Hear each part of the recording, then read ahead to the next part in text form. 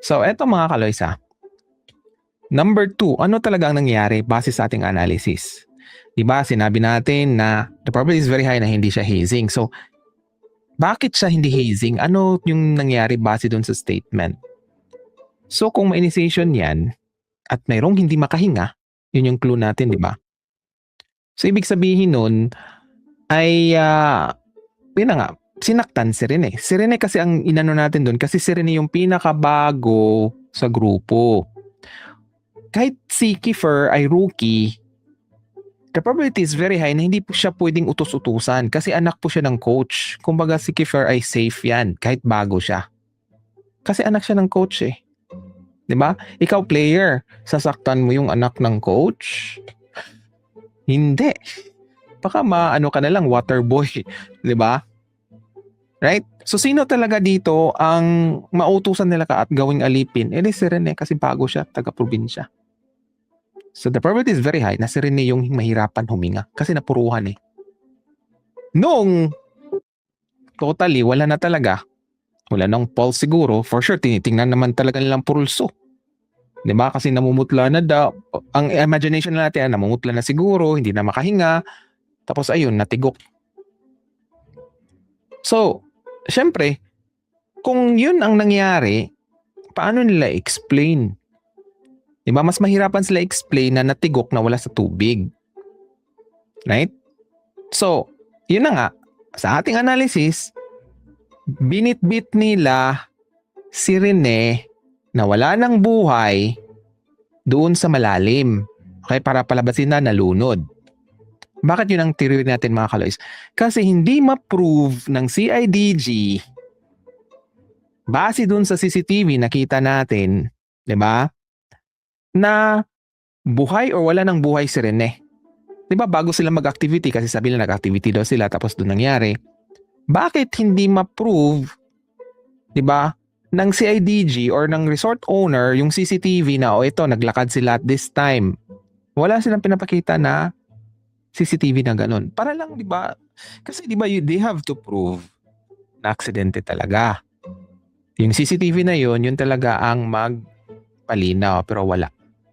So sa ating analysis, wala nang buhay si Rene. Okay, itinapon doon sa dagat. So syempre magbibitbit yan sila, 'di ba? 'Di ba? Gusto niya talaga nila na doon talaga sa malalim kasi kung diyan lang sa mababaw, so magtatanong, bakit nalunod siya dito lang sa mababaw? So kailangan talaga nila doon sa malalim. 'Di ba? So, nung tininan ko, base na rin dito sa picture, makikita niyo naman sino yung mga matatangkad. 'Di ba? Alangan naman si Jared Bahay ang utusan, 'di ba? Or siya yung maglagay doon sa malalim, ipandak naman siya. So kailangan talaga yung matangkad.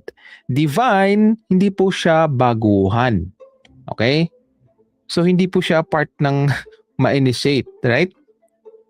So siguro isa siya sa na tumulong, kaya nga hindi ko nilagyan justice for divine, 'di ba? Kasi sa aking analysis, parang siya talaga yung na-aksidente. Okay? So ang ginawa nila, binitbit nila ng katawan ni Rene, okay, doon sa malalim para sigurado talaga nakapanipaniwala. So si Divine, isa doon sa nagbuhat ng katawan at since matangkad siya yung mas makalapit doon sa malalim. Gets nyo? Diba?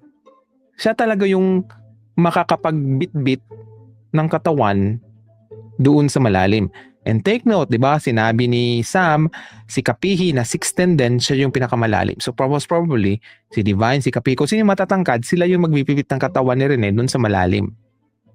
Di ba? So lulubog na si Rene. Okay, wala nang buhay. Right?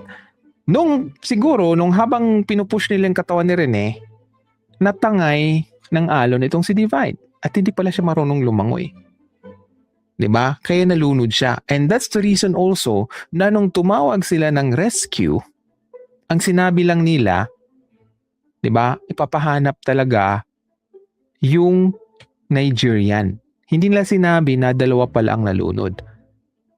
Pero doon sa CIDG, 'di ba, sa timeline ng CIDG, nag-head count daw sila, so hindi na nagmamatch ulit, 'di ba? Nag-head count daw sila, dalawa lang nawala. Pero bakit yung rescuer sinabi na isa lang ay pinapahanap? At nagulat ang rescuer, 'di ba?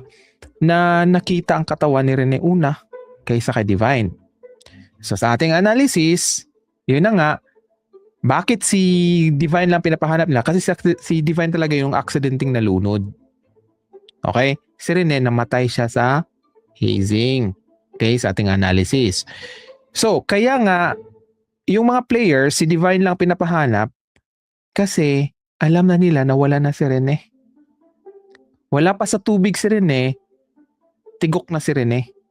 So, bakit mo ipapahanap yung isang tao na alam mo na tigok na? Nagets yung point ko mga kaloys? So, kaya si Rene ang pinapahanap nila. Diba? Pero nagulat sila. Akala nila matagal pang lulubog si Rene, siya pa yung umangat na una. Di ba?